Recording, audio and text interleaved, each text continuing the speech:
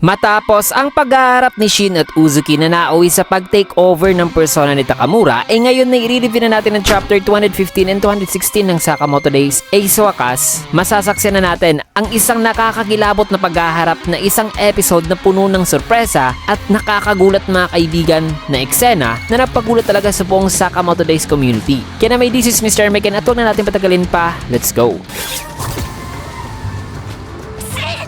Nagsimula yung eksena dito kay Shin na in-approach na ngayon ng persona ni Takamura. Nasabi sa isipan ni Shin na hindi raw niya alam kung kailan siya magtatagal sa laban na to, laban kay Mr. Takamura. Pero wala raw siyang choice, basta kung mapapabagal lang daw talaga niya ng kahit saglit lang ang kanyang kaharap ngayon. Matake naman ang persona ni Takamura mga kaibigan na buti na lang naiwasan ni Shin. Nasabi pa nito na kahit tinignan niya na raw ang future ay halos hindi niya raw nasusundan ng galaw nito. Na hindi raw siya makapaniwala na hinarap daw ito ni na Mr. Sakamoto at Nagumo na walang mga abilidad gaya ng ESP mga kaibigan. Kaya nag-focus na ngayon si Shin na sabing kung mawawalan daw siya ng focus kahit in a split second lang, ay kamatayan na raw talaga ang kapalit niyan. Kaya dito naman umatake ang persona ni Takamura na bahagya namang naiwasan ni Shin na sabing antayin ako, buti na lang ay nandiyan pa raw. Sabay tumakbo na si Shin na sabing papatay niya talaga ako, magre-retreat lang daw muna siya. Tumalo naman si Shin sa may tubig habang nakatingin lang sa kanya ang persona ni Takamura. Sabay lumangoy naman si Shin mga kaibigan pa ilalim at napunta siya rito sa isang seal tank. Nasabi pa ng mga bata na caretaker ba raw itong si Shin dito. Maya pa sa likod ng mga bata ay may kita naman ang persona ni Takamura mga kaibigan dahil na nagpanik si Shin na buti na lang ay naiwasan pa niya ang atake nito na nagpabasag naman sa seal tank. Napaupo naman si Shin habang isang bata ay umiiyak naman sa takot. Nasabi pa ng isang lalaki na oy, pinaiyak mo ang bata dahil na tinignan naman ng persona ni Takamura ang lalaki. Kaya nagpalabas naman si Shin ng bloodlust para malipat ang atensyon dito sa kanya. Nasabi pa sa isipan ni Shin na ang kalaban mo ay nandito, gunggong. Agad naman kumilos ang persona ni Takamura at inatake si Shin na naiwasan naman ito, pero ang tinamaan ay ang isang lalaki na nasa likod ni Shin na may hawak-hawak na baril na babarilin sana si Shin. Nagulat naman si Shin na sabing sino ka ba? Sabi naman ito na pero sinubukan ko lang naman sanang tulungan ka, Master X. Nagalit naman mga kasamahan ng lalaki na sabing hindi, Kato, nandito kami para tumulong kasi nalaman namin na nakikipaglaban ka, Master X. Sinabihan naman ni Shin ang mga lalaki na mula sa JEA mga kaibigan na umalis na kung ayaw raw nilang mamatay sapagkat nagre-react daw sa bloodlust itong person ni Takamura. Nagalit naman ng mga lalaki kay Shin mga kaibigan na sabing magbabayad ka dito bata. May kita naman itong person na Takamura mga kaibigan na ginawang golf ball ang ulo ng lalaki kanina na kung saan ay tinamaan niya itong isang miyembro ng grupo. So nag-react ngayon mga kaibigan ng person na Takamura dito sa bloodlust ng mga lalaki. Napasigaw naman itong isa kaya dito na sila pinagpapatay ng person na Takamura. Pinatakbo naman ni Shin ng mga bata na sabi sa kanyang isipan na ano na raw ngayon. Kailangan ba raw niyang subukan na i-hijack ang isipan ng person na Takamura para pigilan ito? Nagagana ba raw ito sa halimaw na kagaya raw ng persona na ito na kung sasablay daw siya ay katapusan niya na raw talaga. Kahit na mapa-freeze nga raw niya ng split second lang ay hindi raw niya kayang tapusin ang persona ni Takamura ng mag-isa lang. Na kung may support lang daw sana siya dito na sana ay ayos lang daw si Nakindaka. Pero bago muna yan mga kaibigan,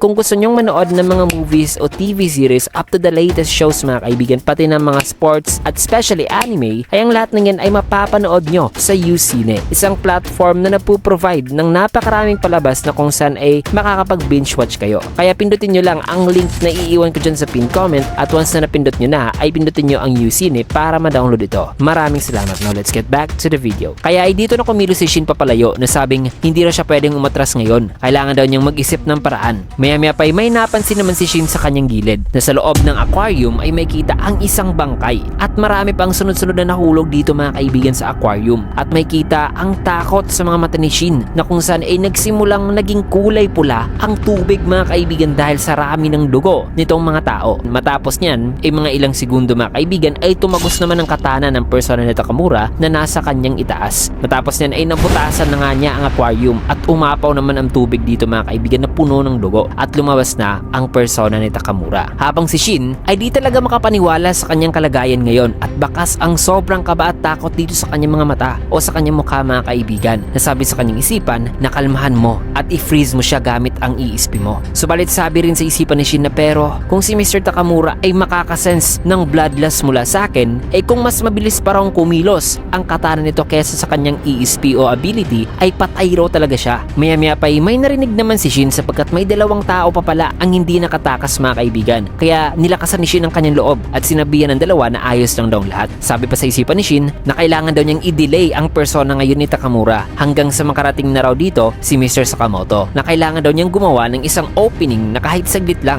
para maatake niya raw hanggang sa kanyang makakaya mga kaibigan itong si Uzuki na na-take over ng persona ni Takamura. Kaya habang nakatingin ito sa kanya, ay dito naman nagsalita si Shin na sabing tumigil ka gamit ang kanyang ability. Subalit bago pa man ma-activate ang kanyang ability mga kaibigan, ay naunahan na siya ng persona ni Takamura at tuluyang na slice ang kanyang leeg. Isang napakabilis na atake mga kaibigan na signature nitong si Takamura. May kita naman na nakatingin lang ang persona ni Takamura sa kanya at si Shin ay nakadilat pa rin at hindi makapaniwala talaga mga kaibigan sa nangyari. Subalit may kumuha naman sa atensyon ng persona ni Takamura nang may kita ang isang kamay na nakahawak ngayon sa braso ni Shin sapagkat dumating pala si Atari na ikinagulat ngayon ni Shin. Sabi pa ni Atari na buti na lang daw ay naabutan pa niya. Tanong pa ni Shin na ano bang ginagawa mo rito? Nasabi pa ni Shin na teka muna. Sabay napahawak ngayon si Shin sa kanyang leeg. Nasabi sa kanyang isipan na naputol niya ang leeg ko kanina diba? Bakit buhay pa ako ngayon? Kaya paliwanag naman ni Atari na ito raw ang tinatawag na tunnel effect. Isang pangyayari na kung saan ay ang isang particle ay kaya raw ma-penetrate ang isang barrier kahit na may mas malakas pa itong enerhiya kaysa sa mismong particle mga kaibigan na nag-penetrate. Na ang chance na pwede raw mangyari ang phenomena na ito ay halos imposible raw talaga pero hindi naman daw talaga imposible. Halos lang. Na sa madaling salita, ang particles daw sa katawan ni Shin at ang particles ng katana ay may lagro rang hindi nag-collide o nagkaroon ng contact sa isa't isa. Nasabi pa ni Shin na ang isang bagay ay tumagos lang sa isa pang bagay nang hindi nagbabangga. Totoo ba to? Sagot naman ni Atari na kahit gaano pa raw kaliit ang chance na pwedeng mangyari ang isang bagay o pangyayari na kung hindi naman daw talaga ito totally 100% na imposible ay pwede pa rin daw itong mapasok ng swerte na dyan na raw magpi-play ang swerte na ang siyang ability nitong si Atari mga kaibigan. Natanong pa ni Shin na di ba sinabi mo na kakaunti na lang ang natitira mong swerte? Sagot naman ni Atari na oo at ginamit ko na sa iyo ang huli kong swerte. Kaya ngayon ay paumanin Shin. Pero ang natitira na lang sa atin ay isang napakatindi ng kamalasan. Na matapos masabihan ni Atari ay dumating naman ang lahat ng miyembro ng bagong order na ngayon nakatingin kay Shin. Nagulat naman ako sa si Shin na sabi pa ni Torres na ano ito? How come daw na nasa aquarium daw silang lahat ngayon? Na sobrang kakaiba raw ito na coincidence. Sabi pa ni Oki na may polisiya raw siya sa kanyang sarili na gagamitin lang daw niya ang kanyang free time para mag-recharge sa kanyang mga batteries. At ang aquariums raw ay scientifically proven na nagpapa-relieve daw ng stress. Sabi naman ni Kumanomi na nagkataon lang daw na may nakita siya sa social media ng isang seal na ipinanganak dito na may pangalang Splashy Maru. Tumawa naman itong si Gozo na sabing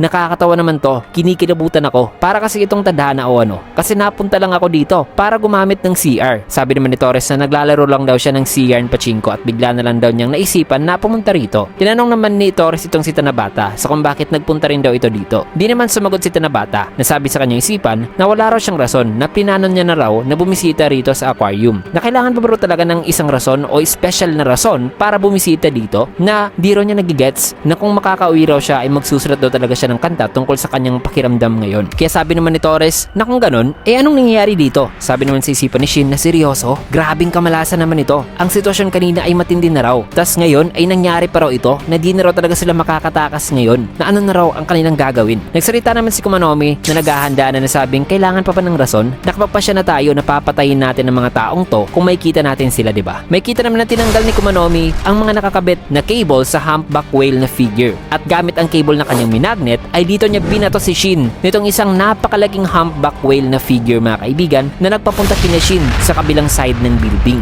Matapos yan ay sa pag-atras ni Shin ay nagpunta na pala si Torres sa kanilang tabi. Nasabing, mukhang energetic kaya yata bata. Nagulat naman si Shin na matapos yan ay natake na sila ni Torres na bahagya namang natakpan ni Shin ang kanilang sarili mula sa atake gamit ang isang metal signboard. Nag-alala naman si Atari kay Shin na sabing, Shin, pakiusap, patayin mo ko. Nadamay ka rito dahil sa kamalasan ko. Kung mamamatay ako ngayon ay may tsansa ka pang mabuhay. Niligtas mo ako noon kaya ngayon ay gusto kitang iligtas. Sagot naman ni Shin na hindi ko yan problema. Nangako na ako kay Mr. Sakamoto na poprotektahan ko ang lahat hanggang sa makabalik siya. At saka, Atari, nagkakamali ka. Nagtaka naman si Atari sa mga sinasabi ngayon ni Shin. Nasabi pa ni Shin na kailangan mong gumawa ng sarili mong swerte para makasurvive daw sa mundong ito. Sabi naman ni Oki na ang sitwasyon mo kanina ay wala na talagang pag-asa bata. Inabandon na ka na nga ng sarili mong swerte. Na ano ba raw sa tingin ni Shin na ang kagaya nitong bulati lang ay may pag-asa pang makasurvive dito? Di naman sumagot si Shin mga kaibigan. Nasabi sa kanyang isipan na teka, may isa pang paraan para makawala rito. So grabe, patay na talaga sana si Shin mga kaibigan kaibigan kung di siya naabutan ni Atari kanina. Pero matapos ang paggamit ni Atari sa kanyang final lock mga kaibigan ay isang napakatindi namang kamalasan ang dumating dito sa kanila. So sa papaanong paraan kaya makakatakas si Shin sa sitwasyon na ito? Well, ang isang napakatinding laban at sunod-sunod na sorpresa at literal na wild na kaganapan mga kaibigan o laban ay masasaksiyan nyo lang sa susunod na chapter kasi dito mo natin tatapusin ang video sa last panel na ito. Kaya naman kung gusto nyo yung video, kilikat a like, comment, follow, subscribe na rin for more videos like this. Maraming salamat and see you guys again on my next video.